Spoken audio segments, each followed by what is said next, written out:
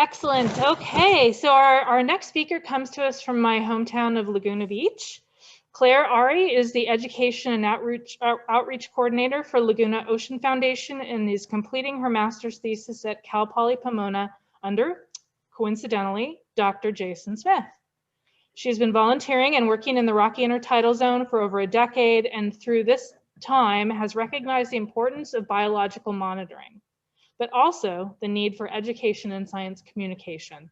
So Claire, maybe with Claire's talk, we'll get to some of the questions that folks were answering about how to approach this with the public.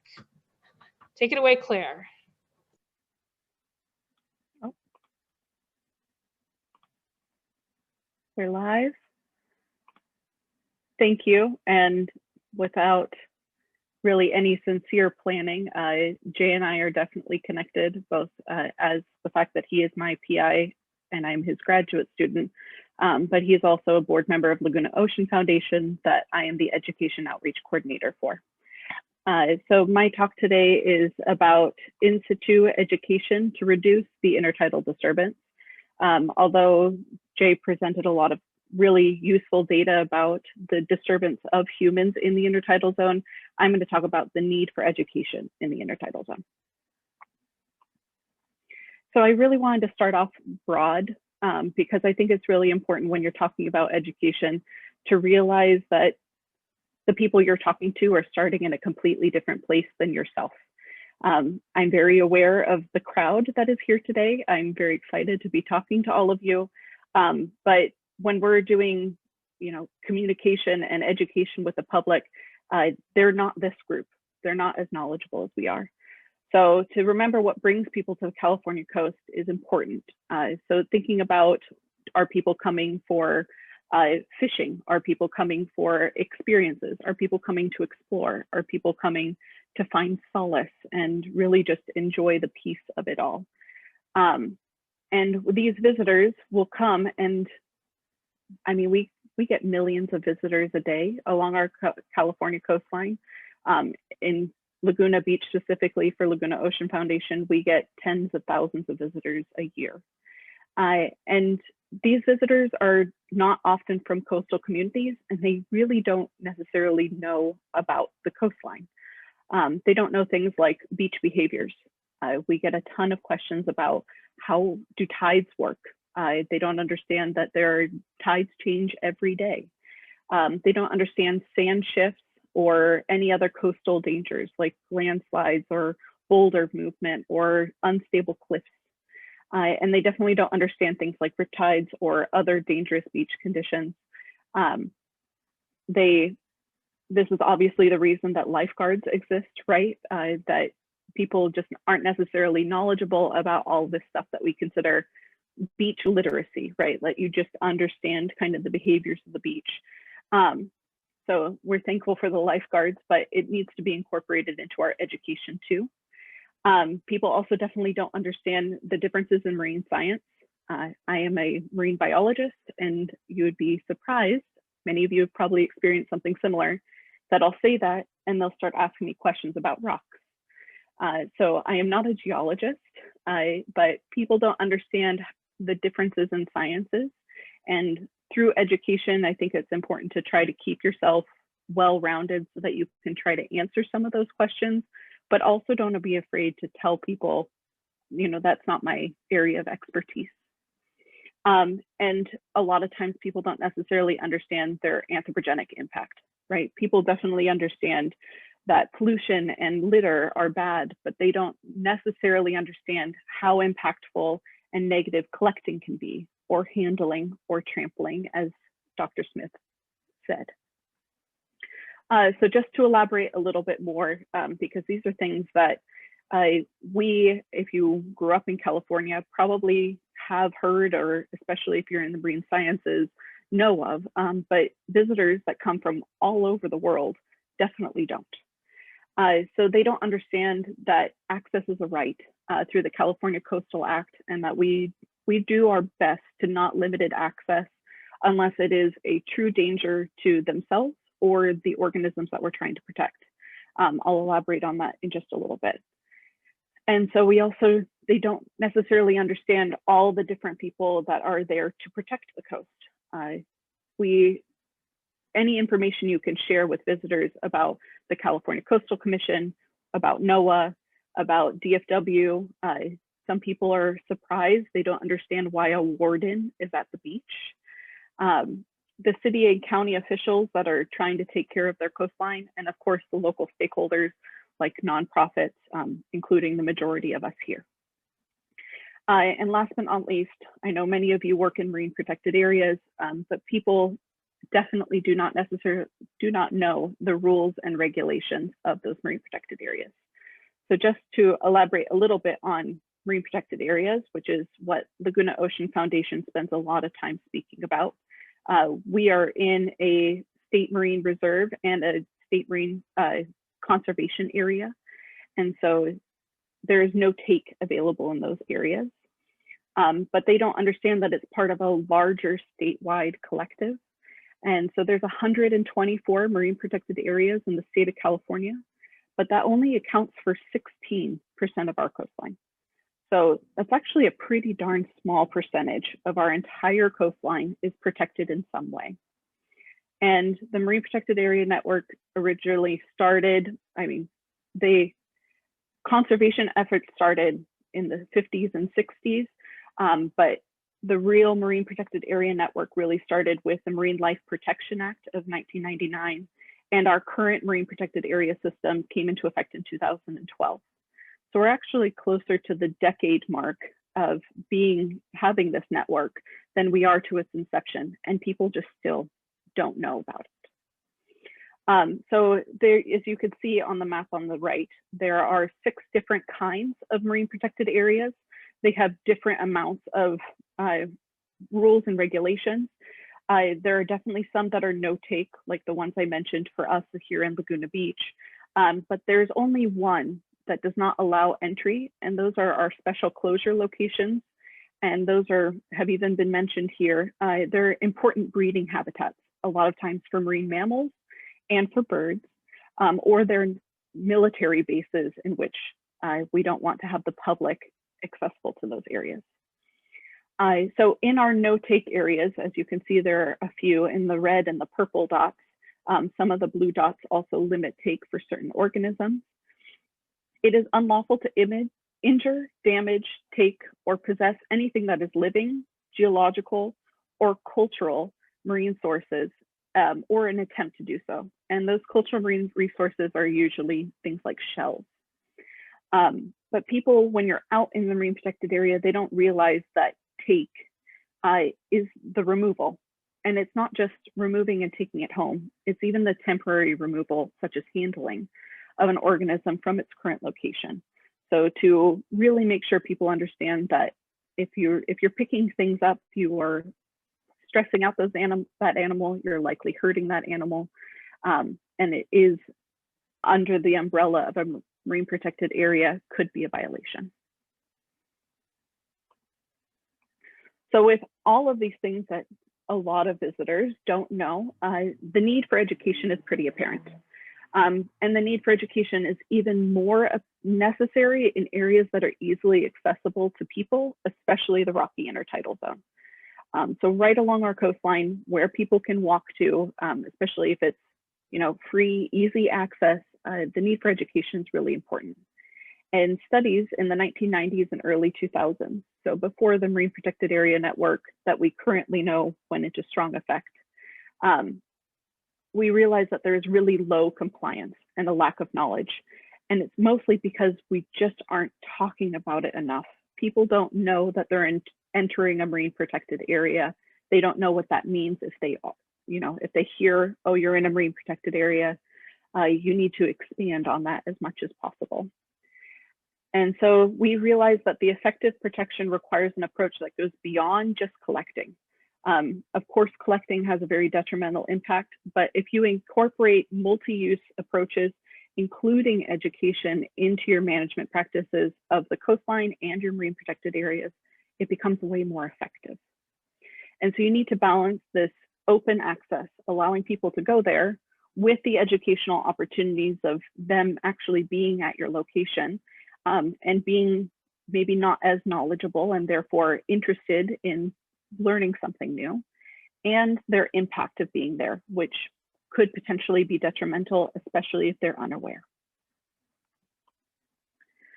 So when you're talking about the need for education, you really need to figure out how people learn so that you can educate them appropriately.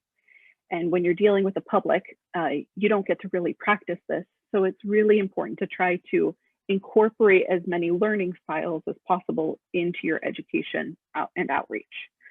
So I know that there are many different kinds of learning styles, but these kind of 7 basic learning styles, memletic styles, are, I think, a very easy and good tool to start with. So I just want to elaborate on these briefly. So there are 7 basic ones. Memletics is memory athletics, or essentially mental fitness and the ability to remember after being taught. So there are visual learners, and visual is more art and picture related. There are logical mathematical learners, which isn't just math, it is the basic understanding of, if I remove this, now there is less there. There are verbal learners, which are our word and text learners, both reading and writing. Then there are physical learners, which almost all of us, especially as young children, start off as physical learners.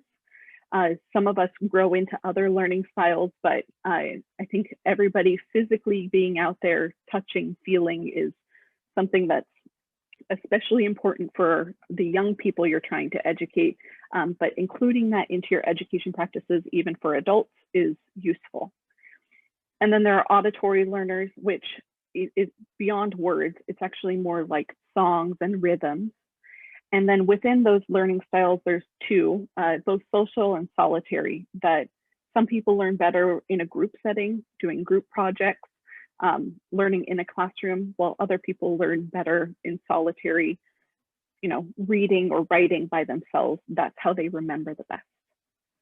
So what we've realized at Laguna Ocean Foundation is the most effective education is to try to combine as many of these you can in anything you do, but really to bring it out there in an active and in situ education, to be there physically present wherever you're trying to educate. So just to elaborate a little bit more on this, our outdoor education is a very important component, and many of us are actively participating in this. So outdoor education is when you're physically outdoors, right? That you're no longer in a classroom. And this is historically how everybody learned, right? Schools are, in the history of humans, kind of a new thing.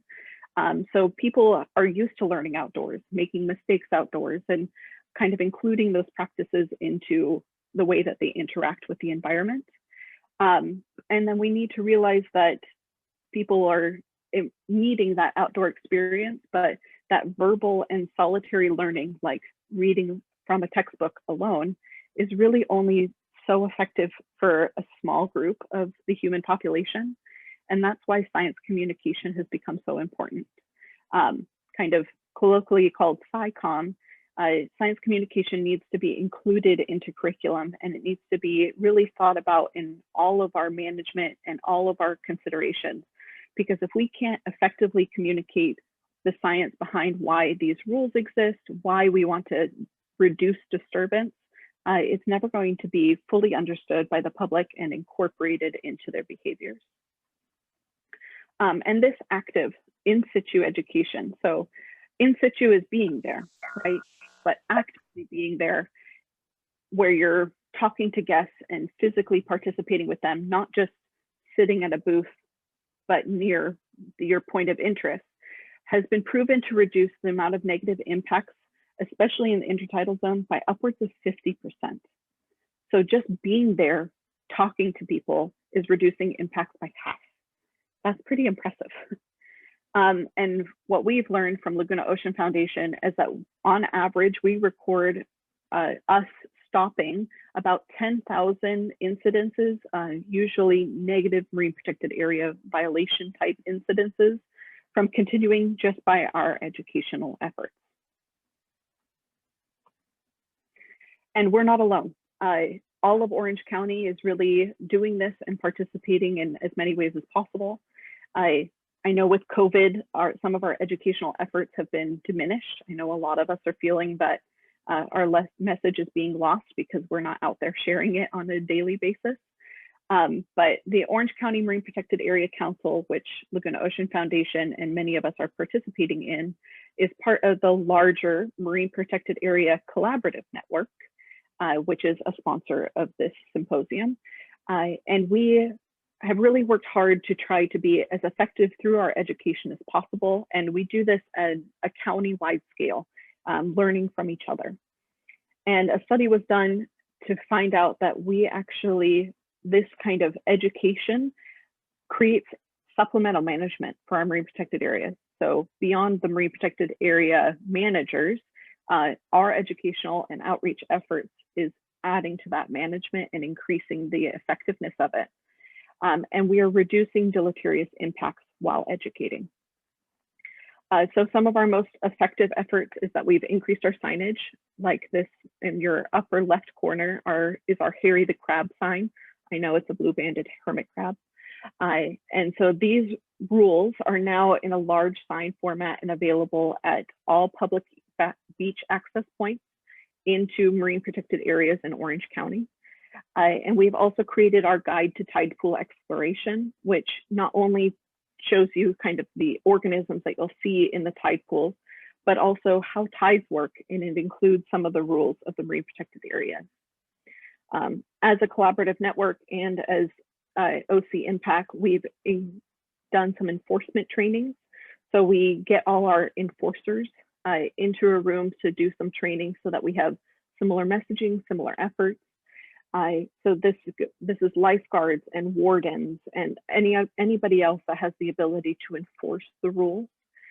We also do teacher workshops so that teachers and other educators have the ability to have similar messaging and understand how to communicate our efforts, communicate the rules of the marine protected areas.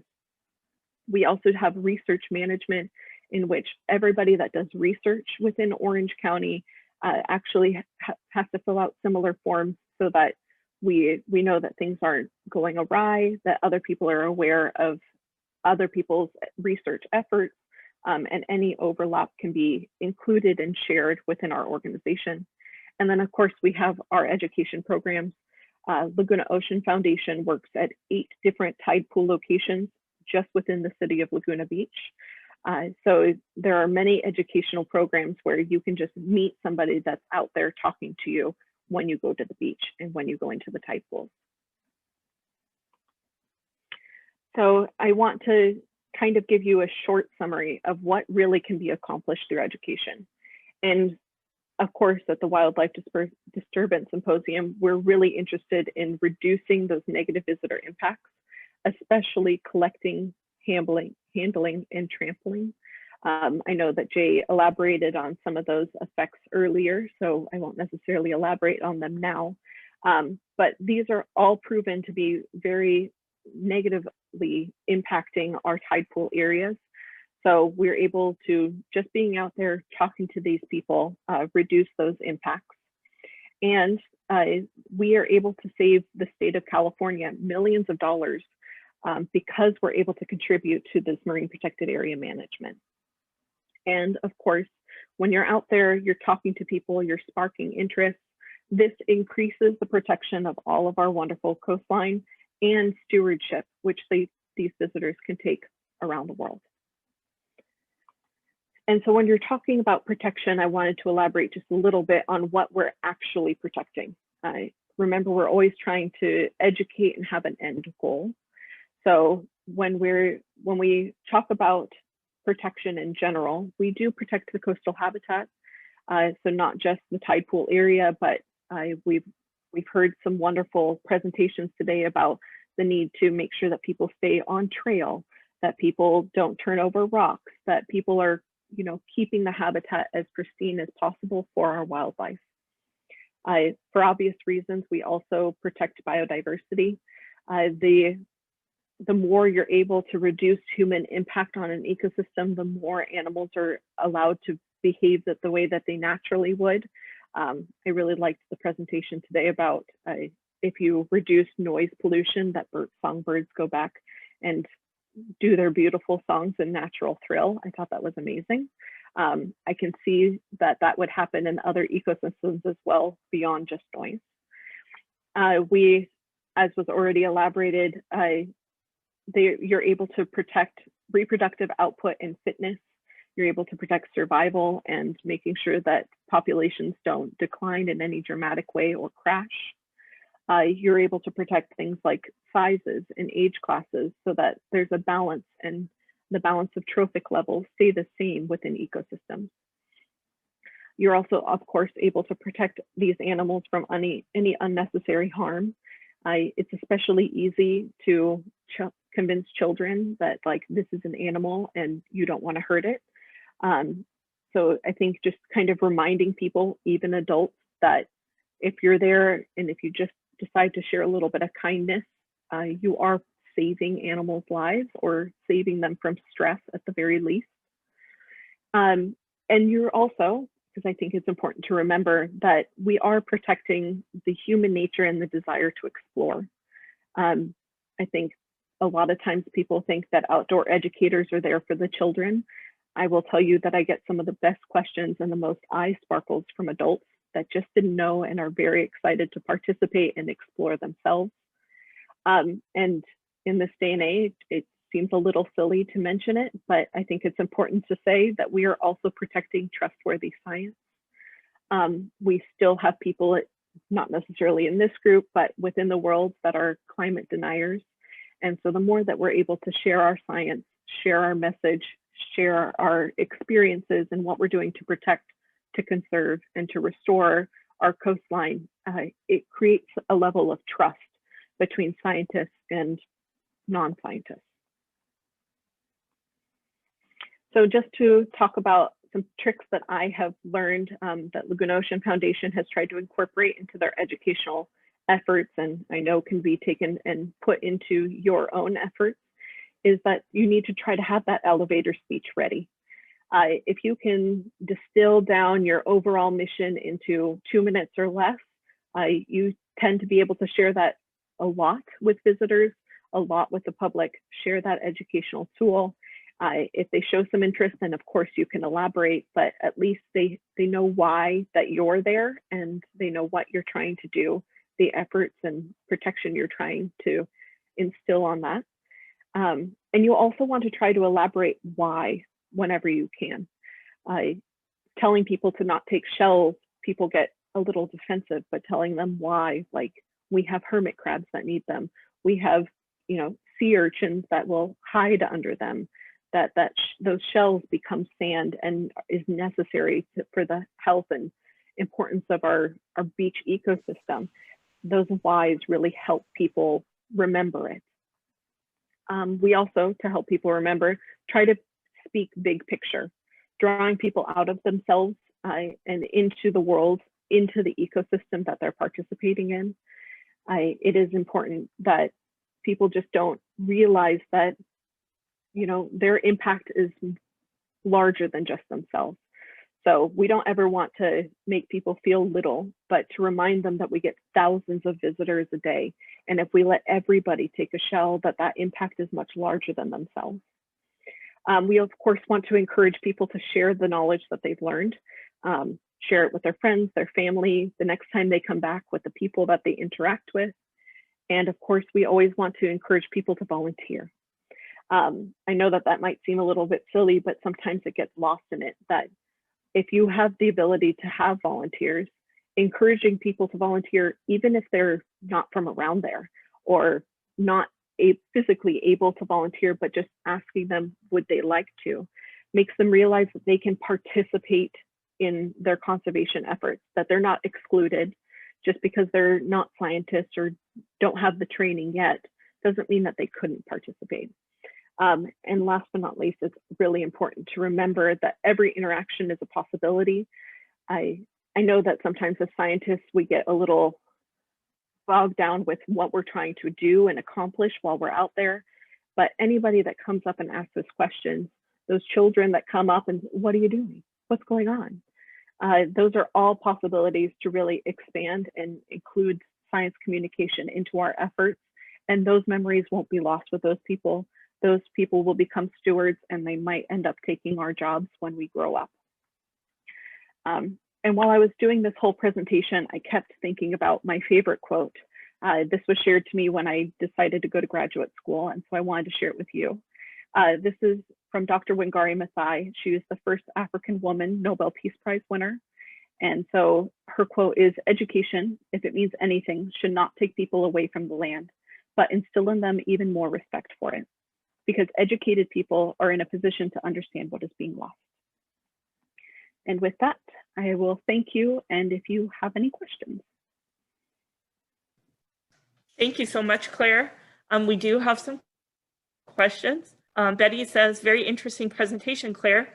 What do we do when we can't talk to people like right now? What else works? So, I mean, definitely if you're out there interacting with people, that's going to be the most effective. What we have been trying to do is to outreach through social media. We've also tried to create some partnerships with other people that are out there and doing things. We have people in our community that are active paddleboarders and kayakers, and we've asked them to, share our mission to include that, this video was taken in a marine protected area, reasons as to why they don't interact that way. And we've started to realize that our social media has boomed in COVID, and that we're constantly interacting with other people's platforms as well.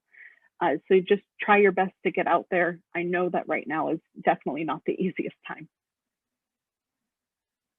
Thank you.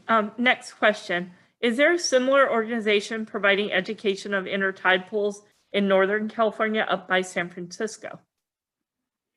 I know that there are definitely outreach efforts, and a lot of nonprofits do include some educational impact.